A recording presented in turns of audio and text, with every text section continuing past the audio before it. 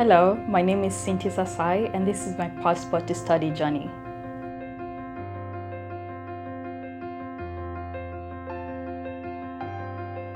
It's nice to meet you. Nice to meet you too.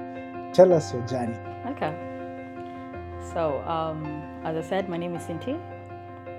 I was born in the mid 90s in Nairobi, Kenya.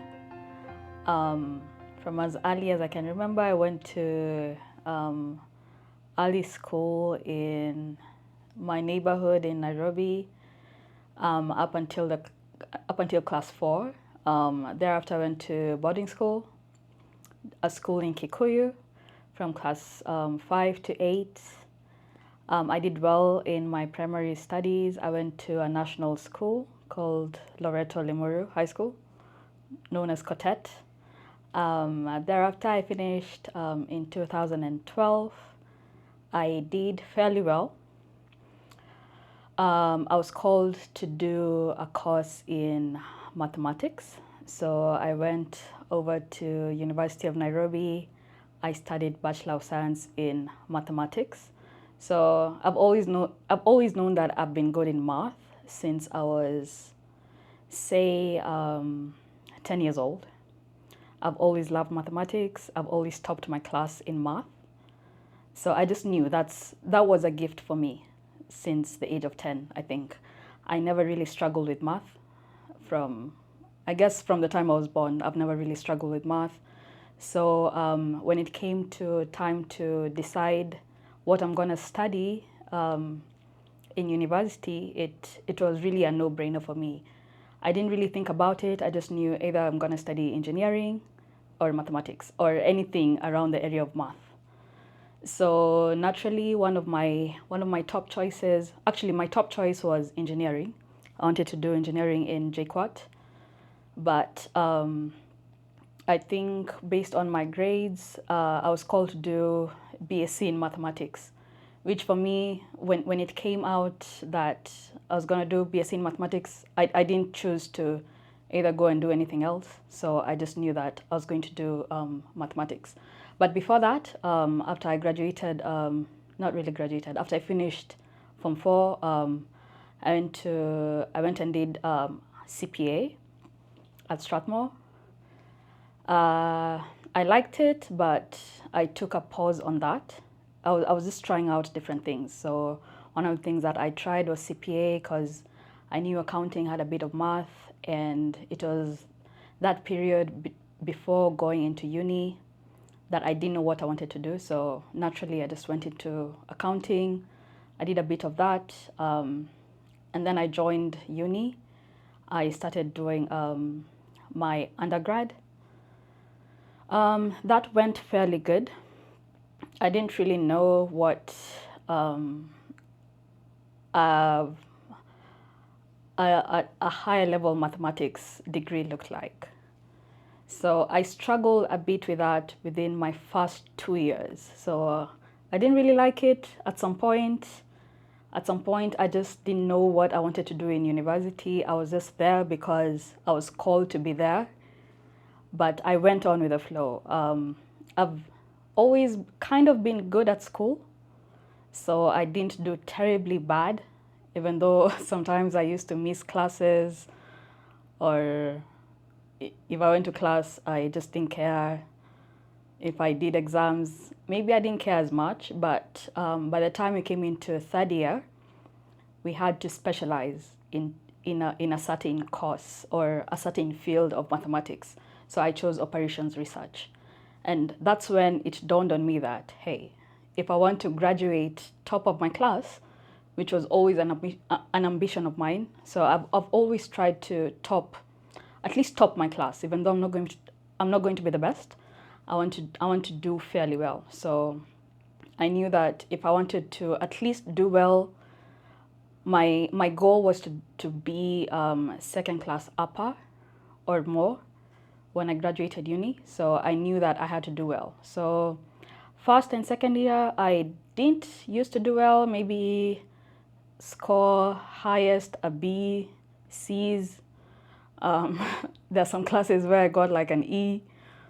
I didn't have to repeat any class, but I just knew that hey, if I want to do well by the time I'm graduating, I have to actually focus. So by the time I go into third year, I specialized in operations research when it came into mathematics, and I took my studies fairly more seriously. So third year came, fourth year came. I did fairly well in most of my classes. I scored mostly A's and B's, few C's here. But by the time fourth year came, I did good. I think when I checked the ranking, the top 10, I was amongst the top 10 with a second class upper division in mathematics. And I remember we were only two girls in the top 10.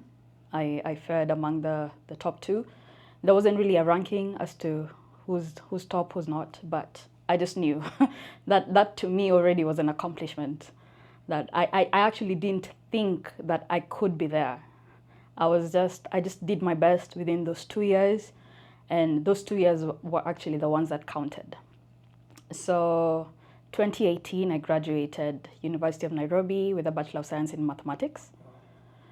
Thereafter, Before we get to that, even just talking to you before, you sound like a really smart, hardworking, intelligent lady. I wanted to know in high school before you got to campus, were there any, like, were you in the math club? Now that you're really, were you already that interested in mathematics even back in high school? Listening to you, I can tell you are really, were really happy with the University of Nairobi. You enjoyed the experience. How about high school? okay, so high school. So as I said, I knew that I was good at math, but I think where I was in primary school, there were so many people that came in that I deemed more intelligent than I was, because I think when I joined, I was just average. I was never really the kind of person that was topping my class, so I was just average. But I knew that in math, I always scored at least top 10%. So when I went into high school, I went to a national school. I wasn't really called into that school, but hey, somehow, somehow I found myself in a national school. Not because I was not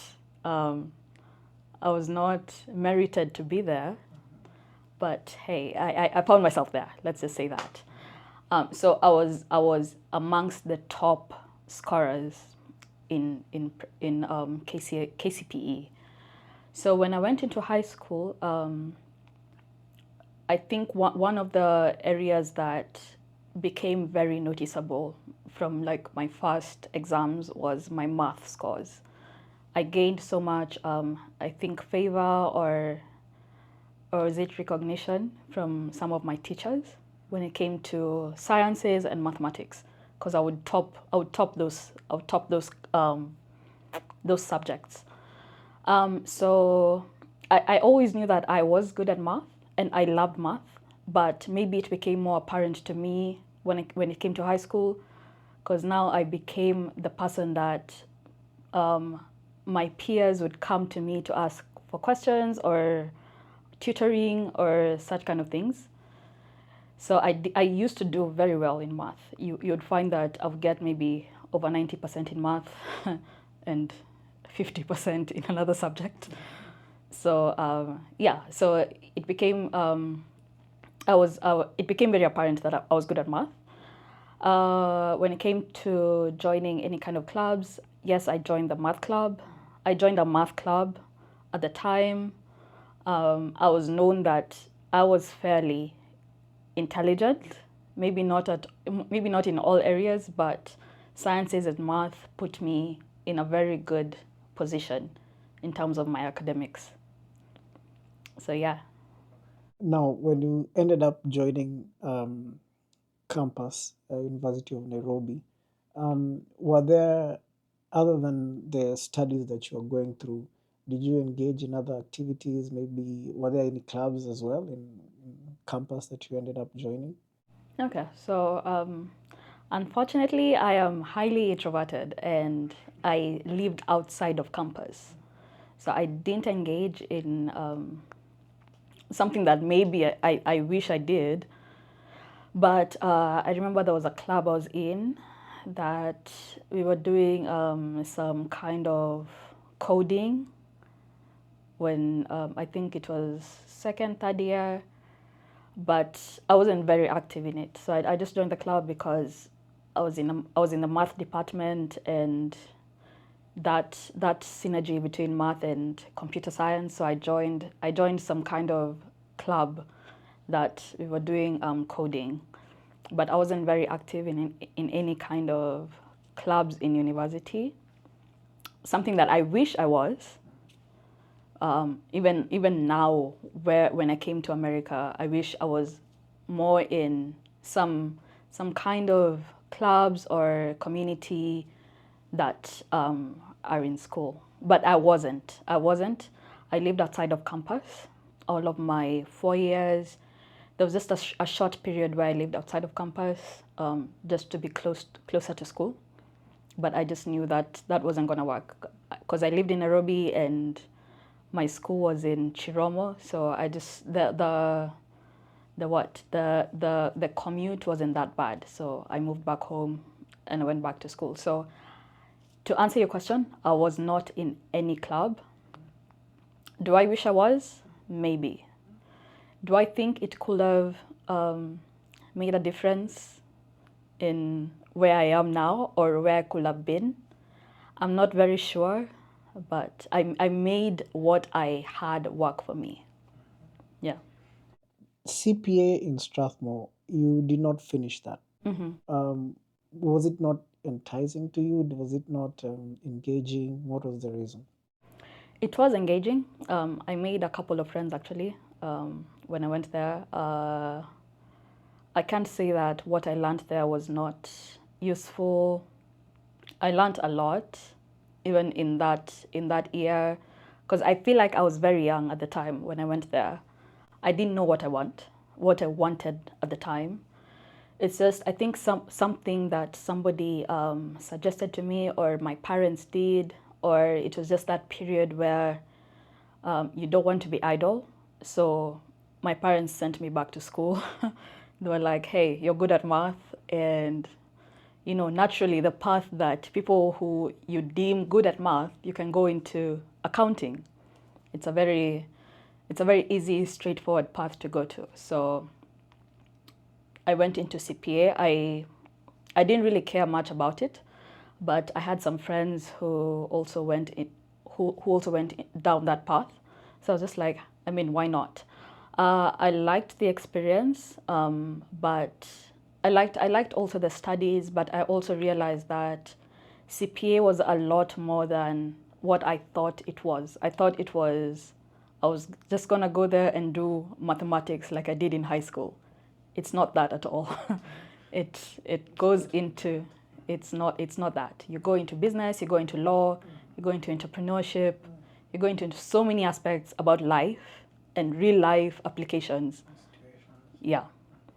So at the time, I wasn't very sure what I wanted, and just naturally because I was called to go into university, I just took a pause on that. I took it back up later because I finished my CPA 1. CPA 2, I decided to do it while I was still in campus, but because the workload of, or rather the studies of doing my undergrad and also doing my CPA, something had to suffer. And I didn't want my undergrad degree to to go down because I'm focusing on the CPA. And also I just lost interest in it, to be honest. At the time, do you know what you want to do with your career other than the school? Have you already thought what you want to be in future? Quite frankly, no. I actually didn't know that until after I graduated uni. And even after I graduated, I wasn't very sure. I just knew that um, I liked to do math and I liked to apply it. So just to go after I graduated, my first job that I got was in the area of like statistics and economics.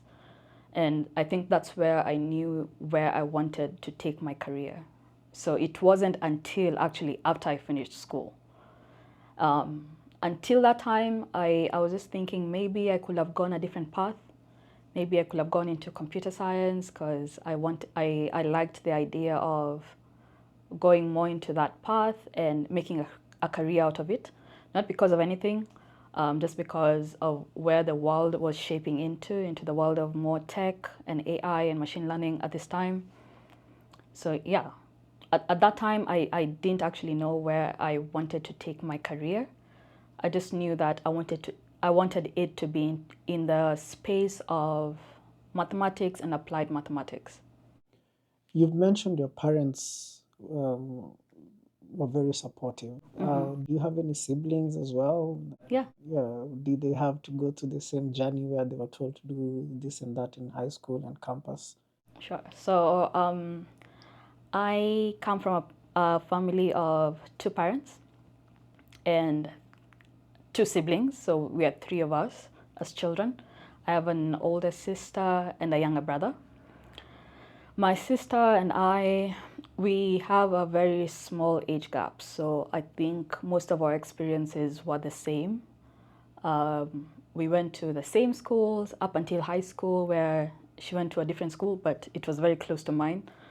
And then in campus, she went to she went to a university in Nairobi. She went into the area of finance, so it was almost very similar area of finance, mathematics. My brother is much younger than I. He's 7 years younger than I. He had a very not so different, but different upbringing, where my parents were a bit more affluent. Affluent is not the word, but they were better off. He went to I don't want to say better schools, but yeah, he had a more clearer path than my sister and I. He's the last born. He is the last born. Yeah. In terms of upbringing, I can't say that we were steered into what to do, but I think maybe some of our gifts were highlighted so that we took on a particular path, and also we weren't really told, hey, these are other things that you could do. And also my parents didn't really like force us into anything because they didn't particularly take any path after. Actually, my parents got their degrees way later when we were grown. So, but they wanted the best for us. So they saw, hey, you're good at this. Maybe you can do this, or maybe you could do this other thing. For me personally, they didn't tell me anything to do. I just knew, hey, I'm good at math. I'm going to do this. In fact, they wanted me to always be my dad wanted me to be a neurosurgeon or a lawyer or I don't know what, because they just said, hey, I'm smart. So yeah. So my siblings, my sister went into the area of finance. She's currently working in finance. My brother, my brother had a different upbringing. He's now into computer. Now he's studying computer science. So yeah, that's just my small family dynamic.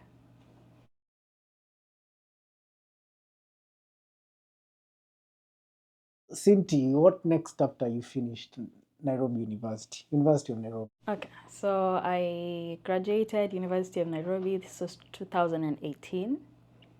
Thereafter, now we go into the job market. I started applying for jobs.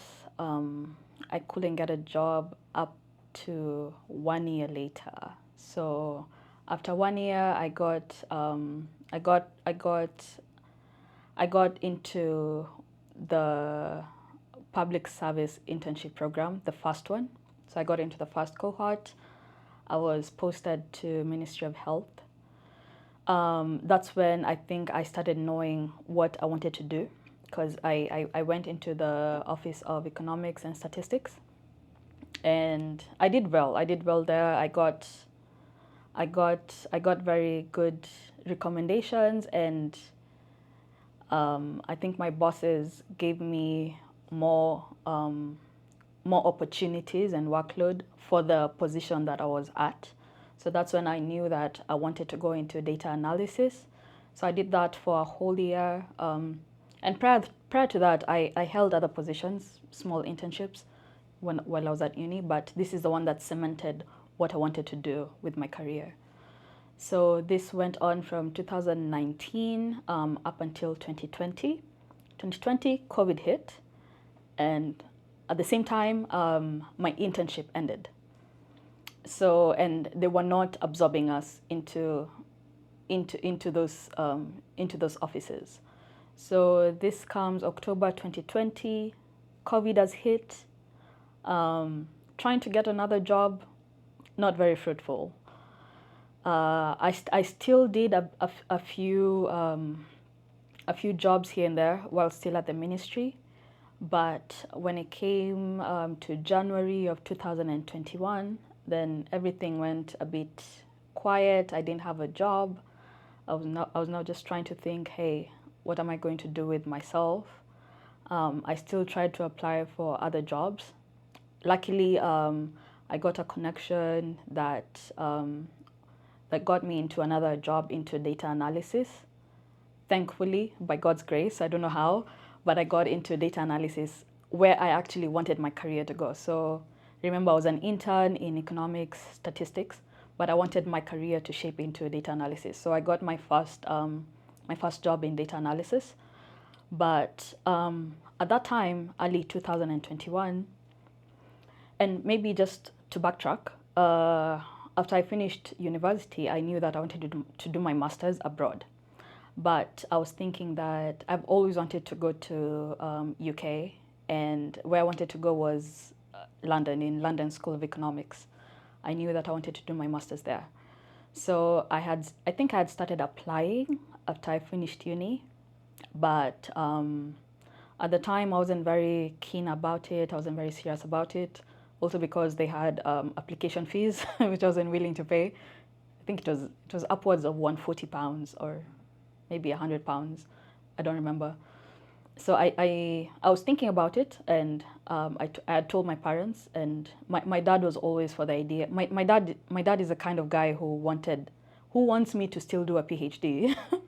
Up to this day, he calls me professor, but I'm not sure I'm gonna do one, but I might do one. But he's always been the guy who's pushed me into pursuing higher education. So I think after finishing uni, he was the one who told me that, hey, now let's get you into like a master's program. So I started looking, and that's when I settled that I wanted to go to London School of Economics. So at this time in 2021, early 2021, my dad knows that he wants me to do a master's. I also wanted to do one, but I wasn't very keen on it. But I think he was, so at that time, because nothing was going on for me at the time, he was in communication with one of his friends who's here in the US. She's a professor here. And she had mentioned of the school that she did her master's, I think her master's and maybe her PhD, where I went to do my master's. So one day she mentioned it to my dad, and he came and told me that, hey, I want you to speak to my friend. So I spoke to her, and she was like, hey, there's this school. They take on Kenyans. They have a very good program, especially in mathematics, where they fund students, and you could easily get in because you have good grades, you've studied this course, and you could easily get in. Just look into it. So I was like, I mean, why not? I don't have anything going on for me. So I went to the website. Name of the school? It's Indiana University of Pennsylvania in Indiana, PA. I went and I checked, and there was a perfect program for me. It was Masters in Applied Mathematics. I met all the prerequisites from what I saw, And so I told her there's this course that I'm interested in, and she said, "Hey, that's perfect." So luckily, I didn't have to do anything about the application. She did everything for me. She just asked me to send her everything that was needed. So I just sent her my CV. I sent her my I sent her my certificates.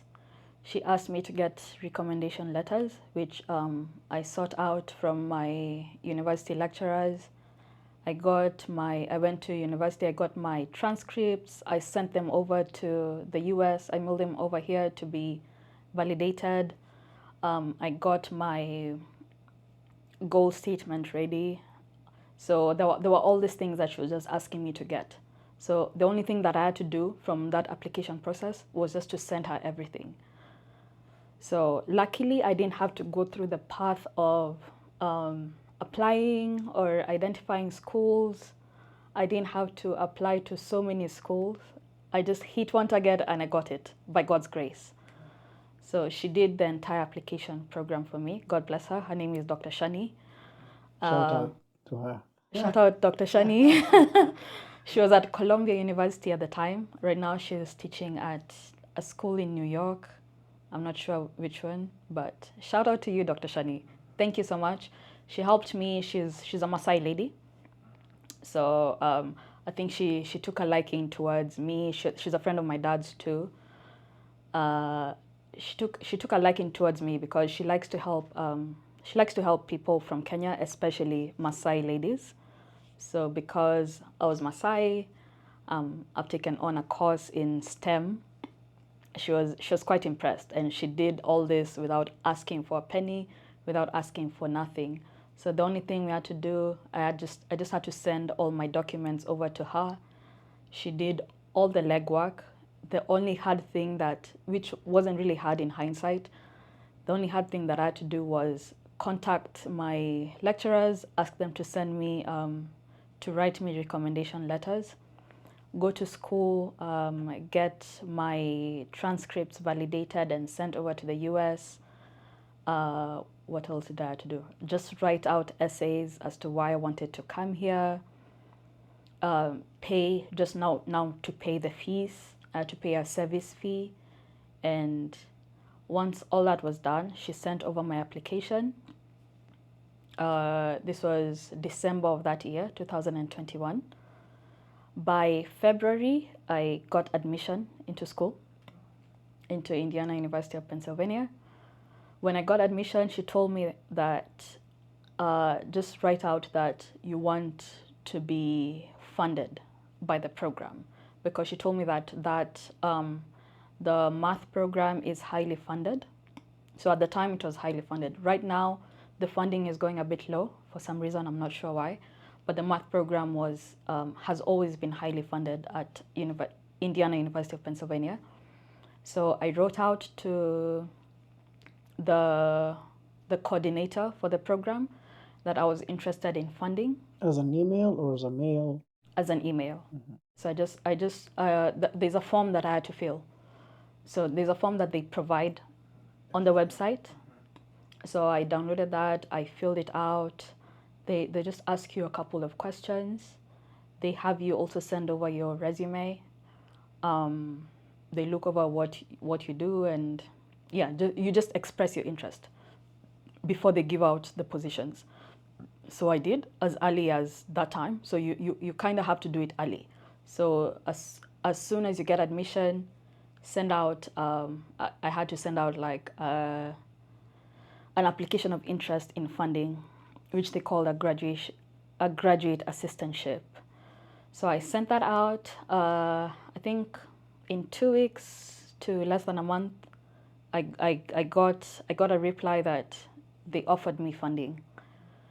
It was not 100%, but they were offering full tuition, and they also gave me a job in my department to cover any other expenses. Yeah.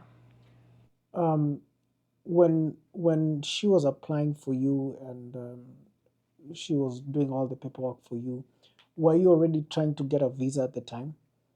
or only until you got everything then you applied for the visa?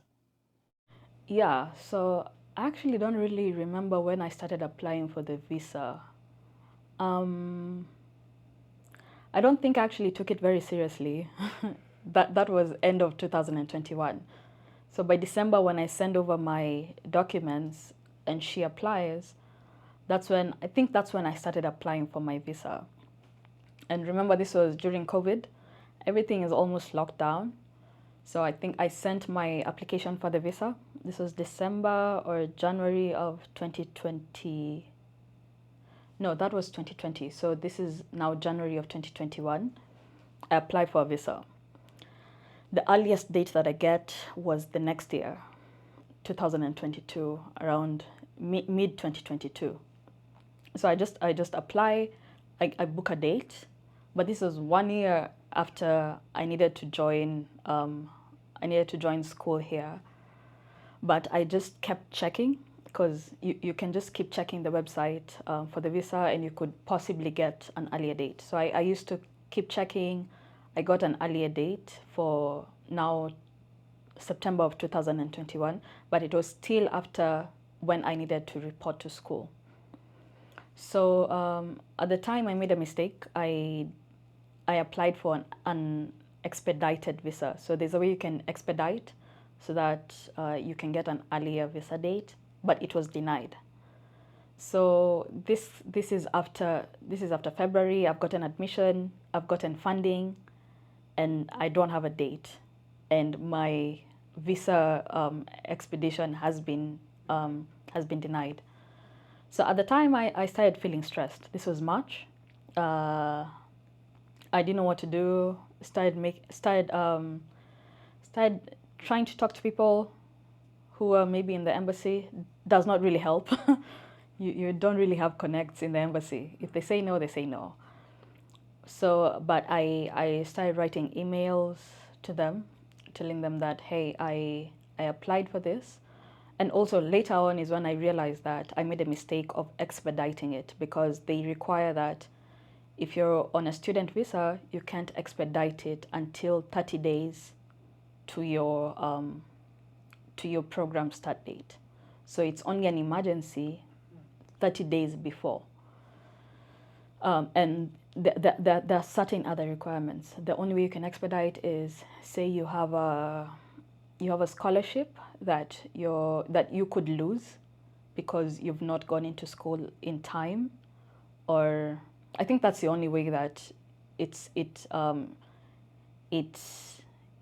applies as an emergency if you're bound to lose your scholarship. So I knew that I was bound to lose this funding if I don't join school on time. But what I did, the mistake that I made, was I expedited it way earlier than I needed it to be. So I realized that later. So I needed to leave. I needed to be in the U.S. in August, mid-August. It came to June. I still don't have any reply from the embassy. I still don't have any hopes of getting a visa or a visa interview date. But I still just kept I kept writing to them. So there's one time I wrote to them. I just told them that, hey, I realized that I made a mistake. I expedited my visa before the time that I needed it to be. I sent them my I-20. So I-20 is a document where it's a document that's given to F1 student visas. I was given an I-20 by the school, so I sent it to them. I told them that, so this shows the funding that I was given by the school. So I told them that I have this amount of funding and it's bound to be revoked if I don't go into school. Luckily, one morning, I get a reply from the embassy. Email. An email. No, actually, I had not sent them my I-20. So I just explained to them everything. And then they tell me, send us your I-20. So I sent them my I-20. By God's grace, I get an interview date within a week. So I get an interview early July. I go into the interview. I get my visa. and then I have to come to the US in 2 weeks now to get into my orientation, just in time for my orientation. Yeah.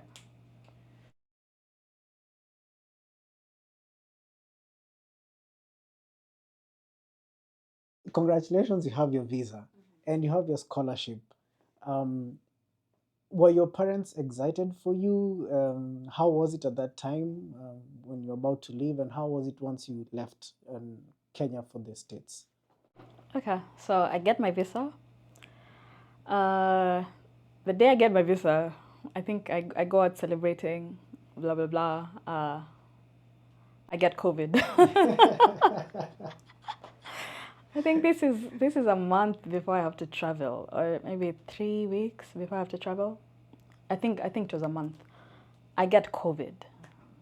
Jeez. So now I don't have any taste buds. I can't smell anything. And now I'm thinking I'm screwed because you have to take a test for you to travel. At the time, you have to have a negative COVID test for you to fly out of the country. So yeah, that was a bit stressful. One, I'm sick. It didn't hit me so hard. The worst symptoms that I had was loss of smell, loss of taste. But I knew that this may hinder my traveling plans because if I don't have a negative COVID test, I can't leave the country. But I tried to manage that. I have maybe at that time the window period for COVID to stay in your system was maybe like 10 days, 2 weeks. So these 2 weeks, I'm doing everything that I can to reduce the symptoms and try to get COVID out of my system. Uh, yeah, luckily, in 2 weeks, I decided to test. Now this was a few days before, because I think they needed like 3 days of a test result for you to take to the airport. So 3 days to traveling. Thankfully, my COVID test comes on negative. I still can't smell anything. I still can't taste anything, but I managed to travel out. My parents were very excited at the time. Luckily, we had some sort of crowdfunding from my family, friends. They they really came through a lot. So I think we raised upwards of 300,000 Kenya shillings. So that was the money that helped me to travel and for me to settle here. At least for the first month, that money really came through. So shout out to my parents. They are very good friends. They are very good friends. They were able to they came up with a lot of funds for me to get my air ticket, to get some money for me to settle down, to get like a hotel room or my first month rent. So yeah, they were excited. Took me to the airport. My whole family came with me. It was those ones of like we're in the 90s. You're escorted by your whole entire family to the airport. Yeah. So yeah, I leave Kenya.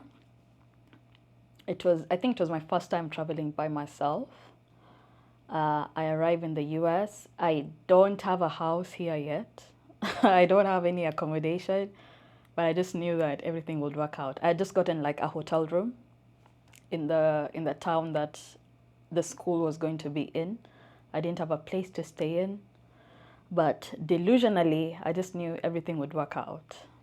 Uh, so yeah, I arrive here. One of the shocks that I get is that everything is so bloody expensive, and you have to tip. You almost have to tip everywhere that you go. So I think my journey at the time, if I think in hindsight, wasn't that great. I came, my bags were broken. One of my wheels for my suitcase was gone. I don't have anyone to cry to, so I just keep it moving. I keep it moving. I arrive at Indiana, Pennsylvania. I think it was very late in the night. I'm trying to get an Uber, no Uber. I didn't realize that where I was going was just a very remote place. It's a very small town. There's not really much activity. And it was also late in the night. I tried get a cab. I paid so much money to go there. When I get there, I have to pay a tip, crazy amount. I spent way too much money. I think that's one of the shocks that I got, was that some of the pocket, a lot of the pocket money that I was given to make me survive for a couple of months before I start my job here, is already gone for like just small expenses. So I get here, I get into a hotel room. I still don't have a place to stay. The next day, I just decide, hey, I'm here by myself. I go into the international office at school.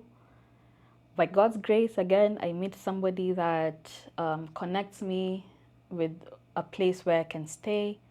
So I get a home to stay in, a small area that I could rent out in somebody's basement. Wasn't very ideal, but I It had to worked work at with the that. time. It worked at the time for one semester.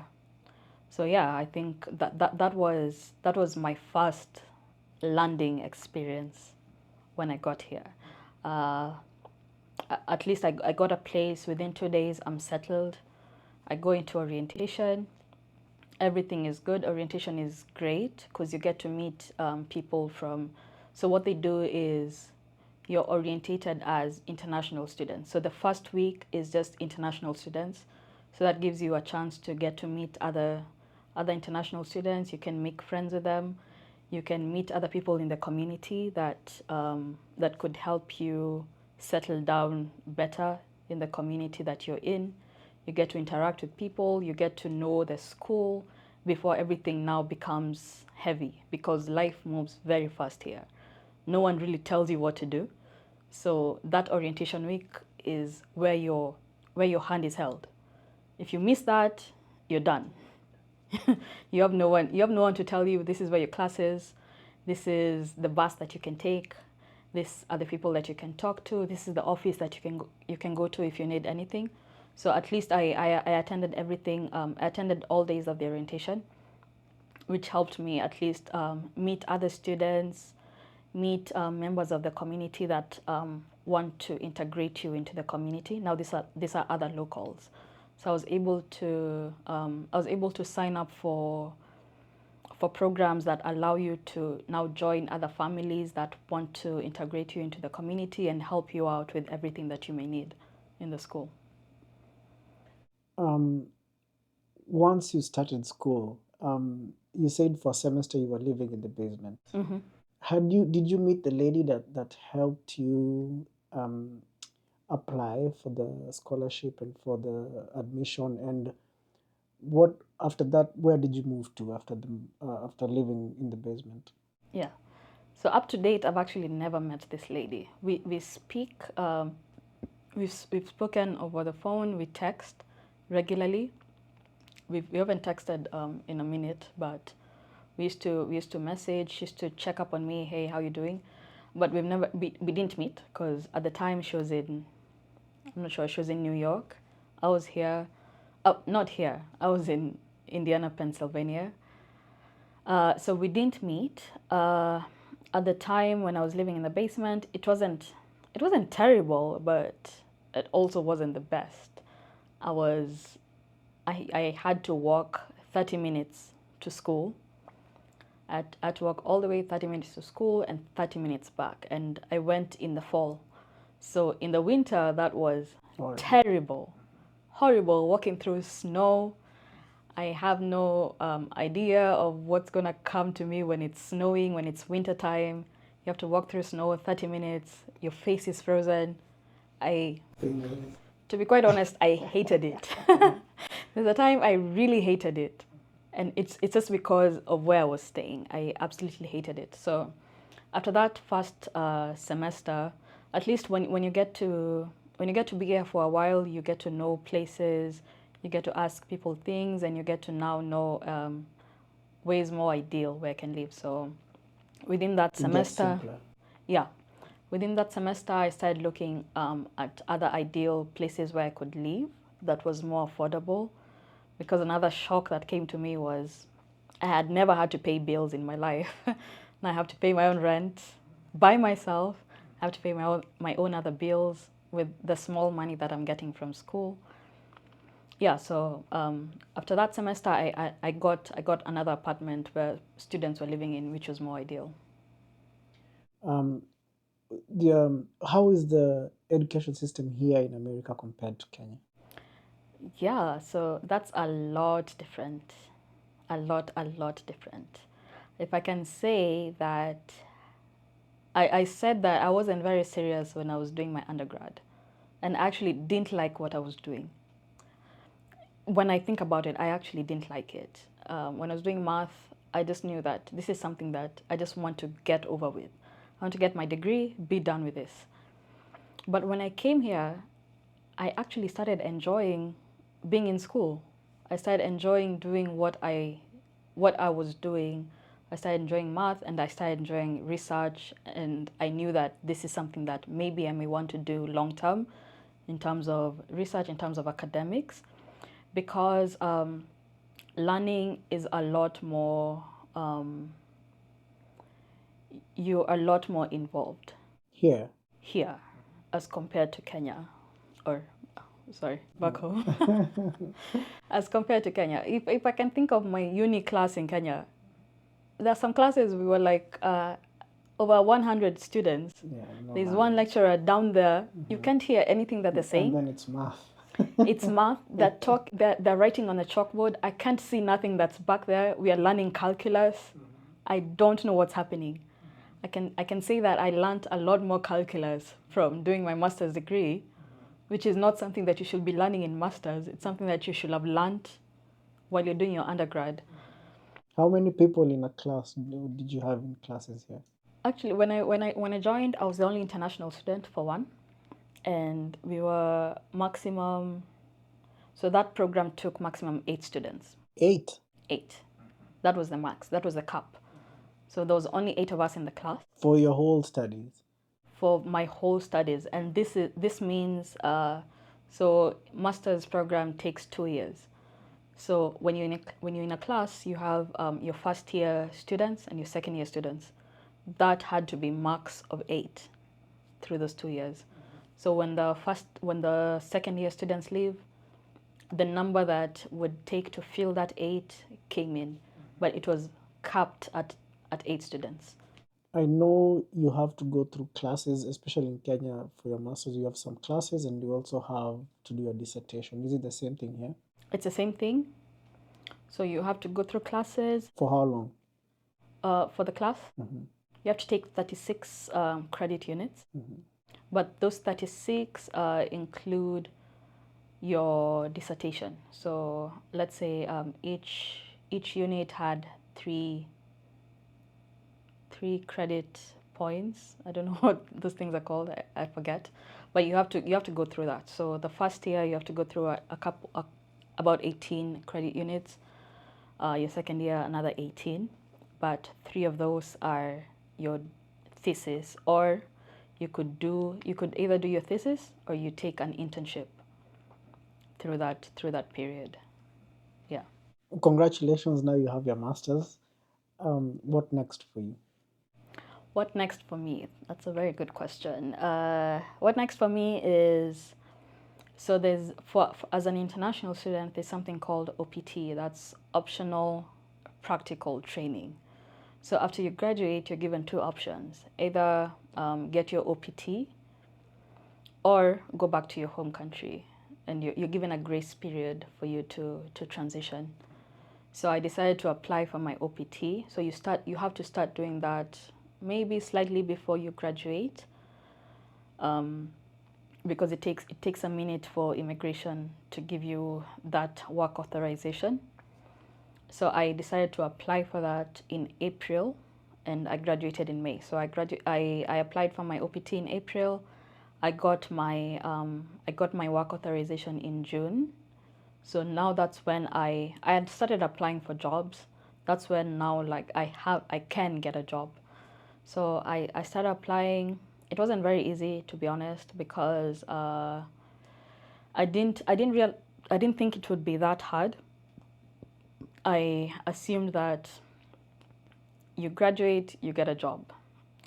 But it may be a bit different for international students. I don't want to say that that's the case for all students, for all international students, because I've heard of cases of where there's some students who've gotten jobs even before graduating. There's some who've gotten jobs immediately after graduating. For me, I wasn't able to get a job.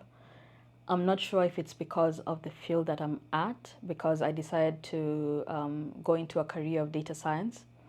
A lot of those jobs require some kind of security clearance, which you can only get if you're a citizen or a green card holder. So I started applying for jobs. I got into one of these agencies that can help you. I signed up one of this, I'm not sure what they're called, one of these agencies that can help you, help you get a job. So I signed up for that. They helped me secure my first internship. So that cemented my OPT, and it helped me stay here legally to work. So I took on my first job with them. Yeah, and yeah, that's my Um, work journey. what advice would you give other people and students trying to get scholarships abroad? What kind of advice would you give them? Yeah, Did you told us you enjoyed studying here?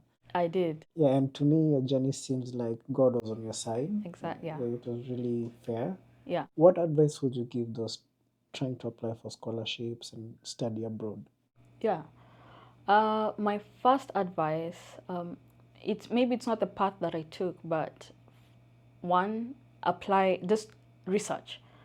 Do your research, know what program you want to do.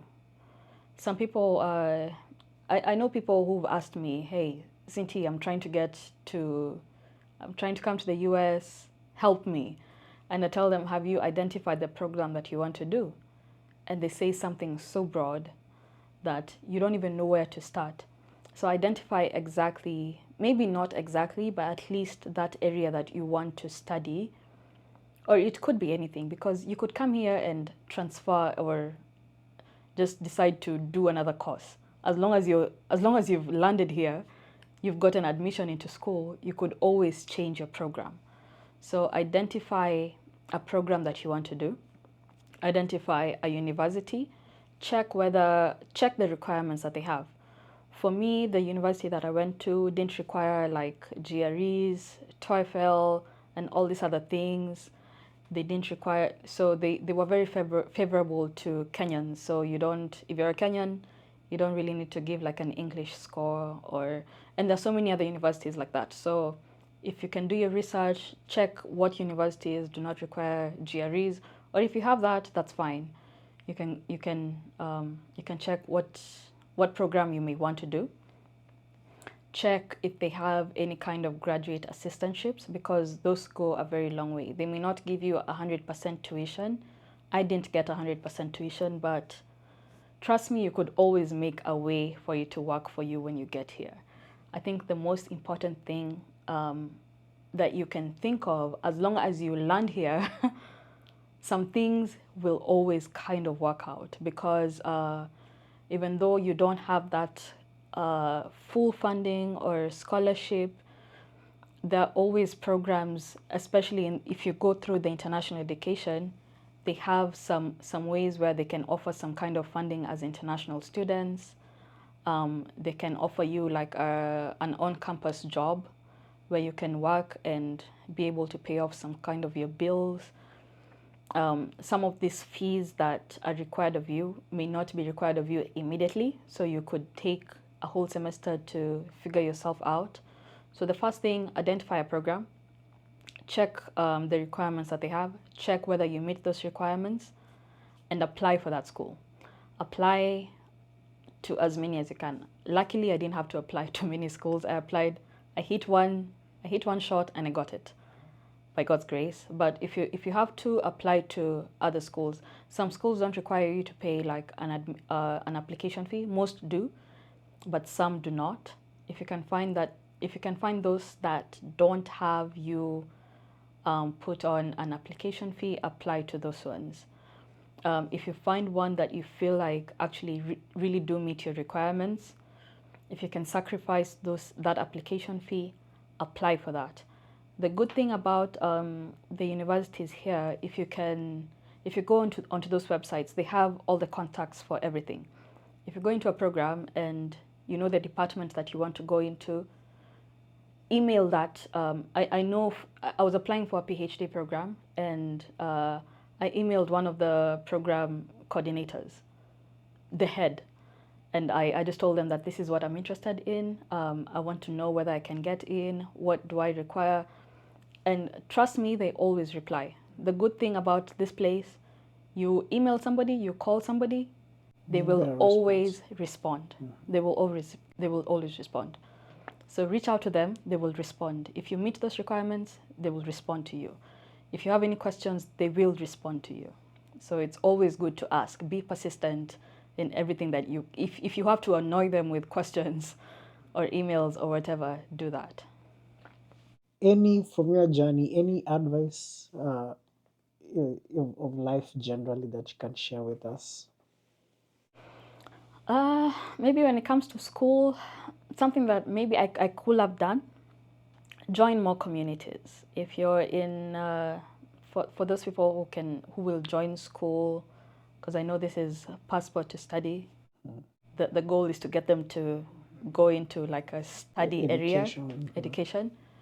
If you go into that school, join a community, whatever the case it is. There's an international, there's always an international office that is always willing, and it's their job to help you acclimate into that university, into that society, into that community. Join as many programs that they have.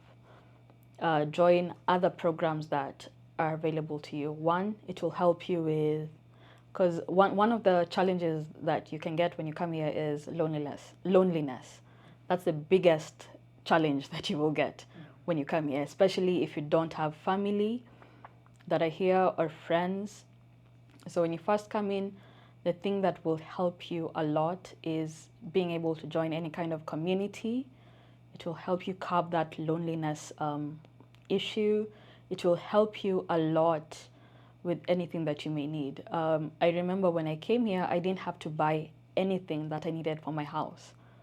Because you want a couch, there's a couch ready for you somewhere. Somebody has disposed their couch. You want any kitchen appliances, you have everything. You want dishes, everything is available to you. So it's just a matter of who are you going to connect with? Who do you know? Don't be like a lone wolf, because you may suffer a lot more for no reason. Especially when you come to school, people are always and willing to help you as a student. Yeah. Sinti, thank you so much for sharing your journey with us, and congratulations again on carrying your masters. We look forward to hearing from you again and from your progress. You're always welcome to share your story with us. And moving forward, as it has always been, may God continue watching your steps. Thank you. Thank you so much for being with us. Thank you.